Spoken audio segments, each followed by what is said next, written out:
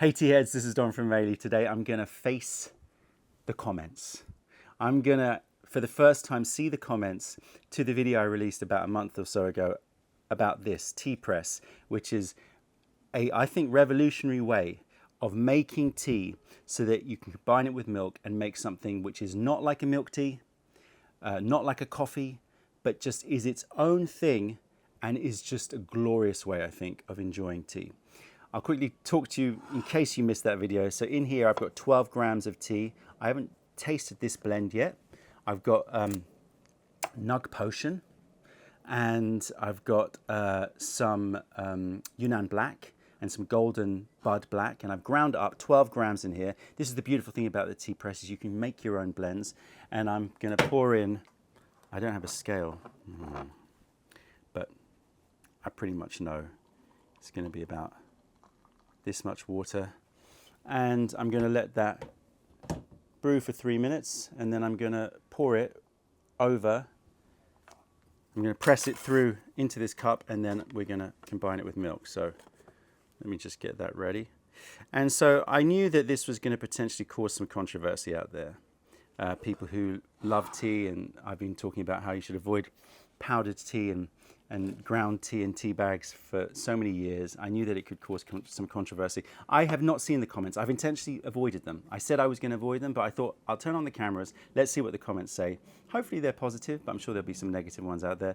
And there might be some questions that I need to answer as well. So I've just pulled up the comments and I've just rated it by top comments. I don't know if that's the right way to do it. I'm going to cut through this, so you're going to see lots of cuts here when we find a comment that I think we can really address. So let me go. Let's do this. First comment, and now I need a crossover between Mayleaf and James Hoffmann. We've been trying to organize a crossover between us and James Hoffmann, but for lots of reasons it hasn't quite worked out. Then we've got, don't listen to any hate, be weird, do strange experiments, find new ways, break rules, learn. Thank you for experimenting and sharing. I will be playing around with this. Good, that's the kind of comment we like. There's a huge difference between powdered CTC commercial tea and the tea press technique with real tea. Absolutely, that's key, fundamental. We're using the same quality tea that we would be using for our Gong Fu brews, but we're powdering them, we're brewing one very strong, super flavorful shot from 12 grams of tea, and then we're enjoying that with milk. It's an extravagant way of brewing tea. It's not about, you know, oh, we're trying to make a cheap way of drinking tea. This is actually the most extravagant way of brewing tea, and that's probably one of the most fair criticisms that I would expect to see here, is that we're using 12 grams of tea for one shot, which is quite something. I love this, truly. I don't know if this is for me, but I enjoy Don being experimental. Okay, so far so good. Boiled masala tea is India. Teatraic is in Malaysia. Teatraic pulled tea is not boiled, but steeping in hot water. So the technical correction, some are boiled, some are steeped in hot water. In my video, I probably said something wrong.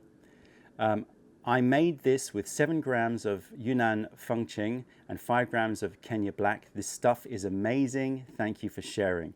I was expecting a bitter, over-extracted, astringent mess, but the flavor was clear, well-balanced, and just overall luscious. Yes, you see, this is what I love to hear. How did you grind the leaves? This is a question that we get asked a bit. You cannot use a burr grinder, like a coffee grinder. It just doesn't work. But you can, hold on, I'm just checking that I am plugged in and recording, yes. So you need to use a spice grinder. Do not use a grinder that goes too fine. If it's too fine, it's going to clog up the filter here. Right, let's squeeze this through.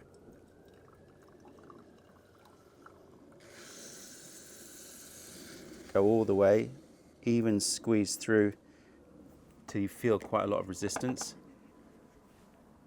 That's now done. 12 grams of tea. Now, some people I have said to me, can't you just reinfuse it? You can, but it's not like it's done its job. You can still get flavor out of that, but really this has done its job. And now I made myself a latte. It's hot weather here. I wish I could put some ice and pour cold milk over the top of it, but I don't have any ice. So that was a bit of a fail, but it's fine. A warm drink is still good on a warm day. Look at that. If that doesn't excite you, well, I guess it's not for everybody, but it certainly excites me. So yes, use a spice grinder. People are writing use a pestle and mortar. Yeah, I don't think so. You can wrap it in a sheet of kitchen paper and use a roller. No, I wouldn't do that. It's just someone said maybe in a very clean spice grinder. Yes, a spice grinder. Somebody used their NutriBullet. Fine. People are making lots of suggestions. Thank you to everybody out there. Brilliant. One sign of genius is being about to change your mind about things. Yes, I don't think have I changed my mind. I've adapted. I recognize that there is a place for certain types of tea styles. We all know that. But that this style was underrepresented. Yes, you can go to Hong Kong and you can go to Malaysia and you can go to places where they'll make very strong milky teas. But the process is so arduous and long. You saw how quick this was. Let me have a taste. Nug Potion. What I love about Teapress is just the flavor of the tea comes through. It's unabashed. It gives you the flavor. It's not like, oh, hiding. And that was always the problem when I was trying to make milk teas with these amazing teas. Is it's like, how do I get that strength of flavor when you've got this milk and it's just so there? Great combo. You can make your own combos. The Nug Potion gives that rich, fermented, earthy to winey quality to it. But you can make your own versions. Just, I would say 12 grams is the number. Let's see. Always a good thing to experiment with new ideas. This is interesting and I could see it being really nice. Already have an AeroPress, so worth a shot. Okay. That said, I always drink my coffee, espresso and tea black and never with anything added. So it would definitely be an adjustment. Not against mixing things in, just typically not my preference. Okay, fine.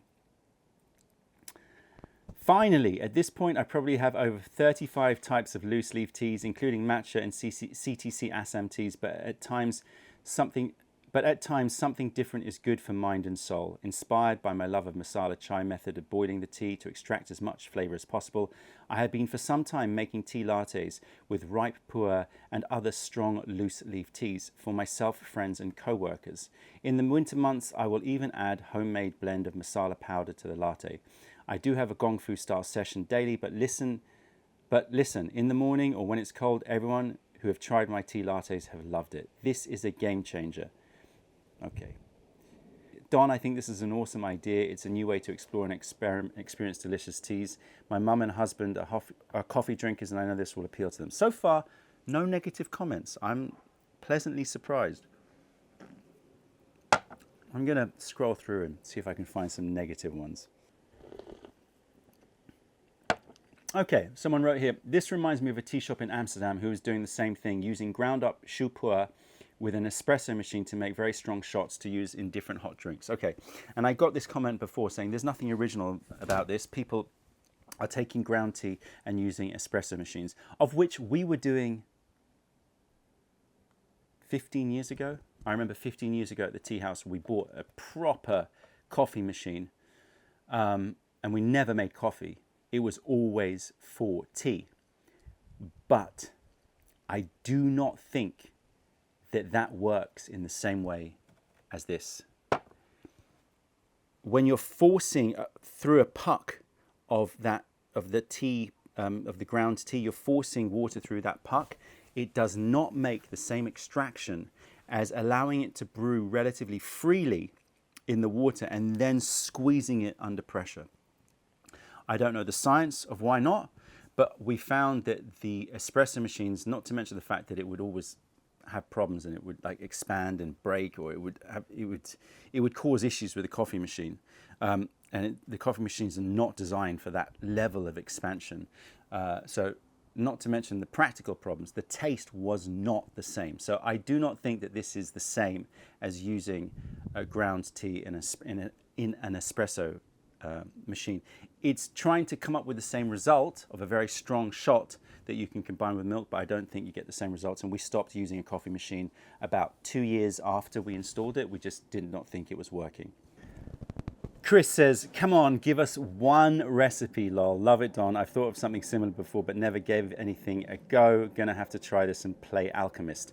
Okay, because in the video I said I'm not gonna tell you our blend for making our tea press in our tea house in London. And the reason is because it did take a long time of formulating to make our 6-star blend. You know, I do need to keep some exclusivity for our tea house so that, you know, if other people want to copy the idea, which they're most welcome to copy the idea of the tea press, but like they're not going to get the exact same taste that we get. So that's the reason. But I will be coming out with some videos with some recipes in the future. I will, including some butter tea recipes. Someone said, I would be much more interested in drinking this without milk. It reminds me of bad coffee that is only palatable after adding milk. Okay, you can drink this without milk. It is very, very strong. I wouldn't recommend it. That's not to say that it doesn't taste amazing. It's just, it's so strong that it's toe-curlingly strong. So, you know, if anything, maybe dilute it with a bit of water. So the English side of Don has finally taken the wheel.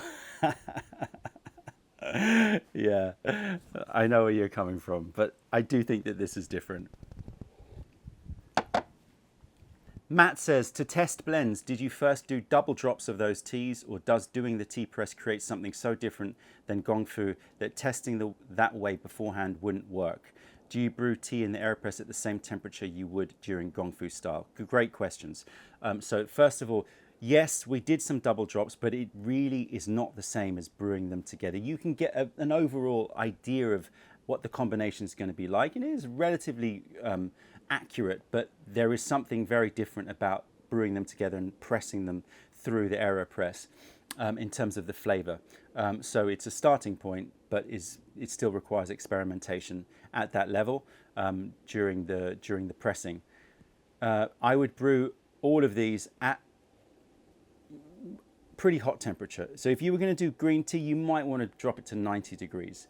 But the point here is you're not frightened of the bitterness, because it's going to be offset and actually complement the creaminess of the milk. So maybe with the green teas I'd brew it like 90, 95. Otherwise I'd brew it boiling point.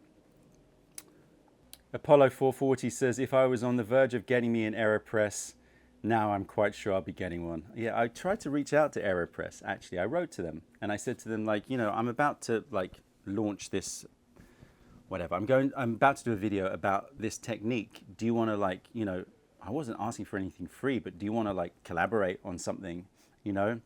To which, no response. Someone said, I played around with a French press and it seems like a somewhat similar idea. Yeah, but there's something about forcing the water through the tea that I think makes a big, big difference. So far, no negative comments. I'm super surprised. Somebody's asking, are you going to sell the 6-star black? I would love to try this at home. I like to mix a smoked lapsang and steamed milk, so I'm really down. I'm really down for a tea press. With considering selling the blend, the reason why we're resistant to it is because we use quite expensive teas in it, and therefore it would have to be quite pricey. And I think that I'm not quite sure it's going to be something that is going to be palatable for people, because it is going to be quite a pricey blend. That, and the fact that I do think that it's better if it's ground, not fresh, it doesn't have to be exactly at the time of brewing, but ground within sort of a couple of weeks of you actually brewing, in my opinion. I mean, I haven't done tests extensively on this, so, and I have used ground tea that's like a couple of months old, and it didn't seem to make that much difference. But just from a logical point of view, I would have thought that you'd want to drink it relatively soon after grinding. So my concern is, if we grind it and we packet it, is it going to be something that is going to stay good when people receive it? The last point, and I think the most important point, is that there's very exacting the amount of each different tea in the blend. And whilst we can blend it and mix it in a bag and shake it, it's not going to be the exact blend that we want. So when we do it at the bar, we actually put the teas in individually in the right proportions. And I think that in my mind is a very important part of it, because we were testing out the Teapress, and we were doing like different grams, and it really makes a difference if you do 2 grams of one and 5 grams of another versus 3 grams versus 4 grams. It does make a difference. So I feel like it's not going to express the best of our blend. Some people are writing about how I omitted the grind size, and that's an oversight on my part. I understand where you're coming from. I think that the main reason is because I don't have an accurate figure, because we're using a rotary blade spice grinder, and we're just sort of looking at it, and it's not like a burr grinder where I can say set it to a certain setting. If I can get that information a little bit more locked in, I will definitely be sharing it. Somebody wrote, is it very different from tea espresso machines? As I said before, yes, I do think it is different. Tea espresso machines that use powdered tea capsules. So we're talking about the Nespresso substitute ones. I have not tasted enough of those. You could try them out in terms of filling up a capsule and using it. But again, it's taking the same method of forcing water through a tight puck of tea powder. With the AeroPress method, you're allowing the water in the tea to circulate. So you get a much better extraction, I think, than trying to force the water through the tea powder. Wow, so many comments. There's like 300 comments here or something. Okay, I love you and your videos, thank you. However, I will never be brewing tea of any kind in plastic. I get you, I understand your concerns. They do make glass AeroPresses, just so you know. Okay, someone's saying this video is strangely dismissive of coffee. I get it, coffee that you get in many cafes is often not that impressive or deep in flavor and aroma, but the same goes for commodity tea. No, at this point, specialty coffee is totally taken off, and there's an almost endless diversity within coffee, from washed Ethiopians with their luxurious bergamot, jasmine, and peach aromas, to the washed Kenyans that taste of intense blackcurrant fruit juice and beyond, to the elegant and intoxicating geishas of South Central America with the wild processing of Colombian farmers like the Bermudez family, whose coffee tastes like nothing you've ever tried before. Coffee is just wild these days. I agree. And I've had amazing coffee tastings. I'm lucky enough to know people in the specialty coffee world. I've tasted the geishas, I've tasted, the washed, I've tasted the natural, I've tasted the fermented ones. And I agree 100% that there's some amazing diversity in flavors. I think in the video I said that coffee was nowhere in the same league as tea for me, but it's the for me which is the important part. I'm not saying overall, that's just a personal subjective statement. For me, tea is a different league compared to coffee in terms of breadth of flavor and breadth of experience.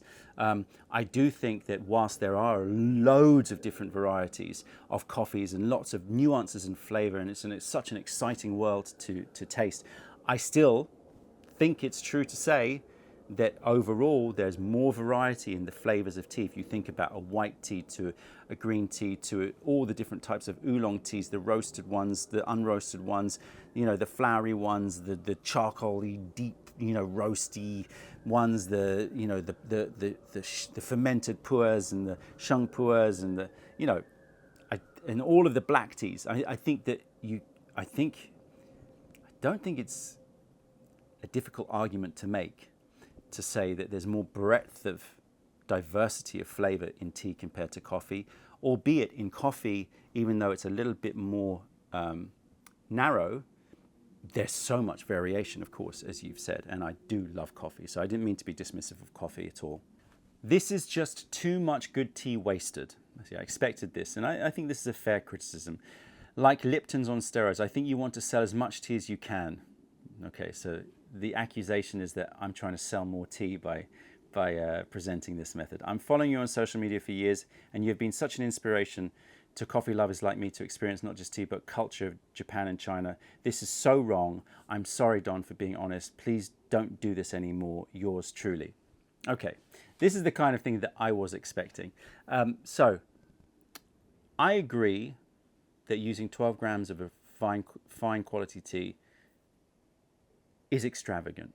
Wasteful depends how much you enjoy the experience, but it certainly is extravagant. This is not about me trying to sell more tea. You know, it's not like I go, how can I get them to use the leaves more? I completely dismiss that accusation. Believe it if you want, but that's certainly isn't the case. I'm not even trying to push a tea to sell. If I was trying to do that, I would say, buy this tea and that tea and this tea, and that's not on my agenda at all. As to whether or not it, represents the culture of China and Japan, no, but that's not my job. My job isn't to represent any culture. It's to celebrate culture, to celebrate tradition, to celebrate, the joys and artistry and the craft of tradition. But it's also to experiment and to find new expressions of tea. Adding milk to tea is sacrilegious? I don't think so. Somebody responded, tell that to Tibet, Korea, most parts of China, and literally every other culture that has tea. Yeah, I mean, I don't think that there's anything sacrilegious about adding milk, but obviously drink it pure if you prefer. Okay, another negative comment. It's tea. You've managed to do to tea what was done to wine. Just drink it, enjoy it, or not. But why evangelize it? It's just tea. Where do I start with that one? I don't think it is just tea, or I think that just tea is worth evangelizing. I mean, the fact that I've done, 400, 500 videos about tea, and I'm still so excited about it, that we can talk about all the different elements of tea, from the function to the history to the culture to the taste to the processing to the craft to the artistry, the practice of tea, the power of tea, of which I've done a whole series. I mean, there's so much to shout about what's amazing about tea. It is just tea, but in that simplicity is just a world of complexity. And so, this criticism of, I'm trying to gild the lily, or just try to sort of overflow with words and ideas around something that should just be a simple drink, is, I don't think, valid. It's valid only in the sense that if you want to drink tea simply, that's fine. And of course, the simplicity of drinking tea is exactly the point of drinking tea. But within that simplicity is almost infinite depth that is worth talking about. You have failed the tea community with this video alone. There you go. I mean, I don't really know a response to that. I don't feel like I have, and I have to be authentic. I don't see why I've failed the tea community, but everyone's welcome to their opinion, of course. All the negative ones are at the bottom. Traitor, but then with smiley face. So I think that was a joke. Judas. You've become the very thing you swore to destroy.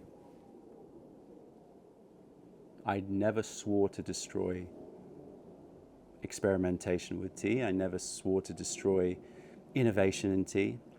I think what you're trying to say is I swore to destroy commodity, low-grade tea bag tea dust, of which this is not it, so I don't think that that's true. You were meant to end the reign of powdered tea in the Western world, not join in. That's sort of a simple way of saying something. It's more nuanced than that. I never meant to. I mean, matcha is a powdered tea. I celebrate matcha, so it's like there's lots of powdered teas that can be good. Oh, you've written you're joking. Okay, I got serious about a joke. It's always the problem with these comments. You got to read the whole thing. I hate this. I'm sorry, but this is the first time you made something I hate. Strong words. Apologizing 20 times in the course of the video made it even worse. Why do you hate it? That's the question. Now we've got angry faces with people swearing. This is a genuine comment and not intended to be rude, but your tutorial sounds like someone who's just getting into specialty coffee but doesn't yet understand the intricacies of it. Okay. For example, why is adding milk revolutionary? If this AeroPress is good, then it should be drinkable as is. Milk should add to it, not make it. Okay, let's deal with point by point. First of all, I'm not an expert in specialty coffee, but I've been drinking it for 7-8 years, and I've been exploring it, so I don't think I'm a novice at it. Why is adding milk revolutionary? I'm not saying adding milk to tea is revolutionary. And I understand your point that, you know, if the AeroPress tea shot is good, then it should be good by itself. But I'm not trying to imitate what coffee does. This isn't about what coffee does. This is about what tea does. And if you do this method and you brew a strong shot of AeroPress Teapress, then it's not going to, I don't think, taste that good until you put the milk on. This is, I know that with coffee it would be different. It's like, well, you should be able to drink it pure, but this is just a different drink altogether. So I'm not trying to make that comparison with specialty coffee. You didn't provide any instruction how to grind the tea. Isn't this the most important step? Now I know in coffee the grind size is very important, and of course this is important for the tea press. But as I said, I need to figure out a way to quantify that. This is like watching an espresso tutorial where someone uses pre-ground coffee. Again, I think there's too much comparison with the coffee here. It was never meant to be that. It was just meant to, because I'm using a utensil which is coffee based, I think. You also didn't provide any direction on the way the milk should be steamed. Okay. Again, this is basic barista knowledge that translates significantly into the overall experience of the finished milk drink. Sure, agreed. I mean, and there is definitely, you know, scope for me to improve the understanding around the milk to even improve the drink further. But this was just about presenting this technique as a sort of starting point, and we can expand and grow that together. I would be eager to see part 2 of this video, but as it stands, this seems no more revolutionary than adding steamed milk to a chai concentrate. Well, I think that's a bit unfair, but part 2 may come. Let's see. And there you go. Made it through all the comments, probably just a handful of negative ones, of which I've read out all of them. The vast majority, very, very positive. So I'm very happy about that. I will try to get in and answer some of these comments, but there's a lot of them. If you hate this method, then leave it alone. I think it's worth trying. I do love it. Not every day. It is extravagant, but I do love it. And we will be following up with more information about grind size and give you some recipes to try out yourself so that you can dive deeper into the technique as we learn ourselves about it. But I do hope that you're open and minded enough to give it a try. That's it, tea heads. Check out other videos, leave the comments. I do read them all. I don't have a chance to reply to them all. So, you know, even though there may not be a reply, they do get read. So leave comments and make sure that if you ever come to London, you come to the tea house and give Teapress a try. That's it. Take care. Bye.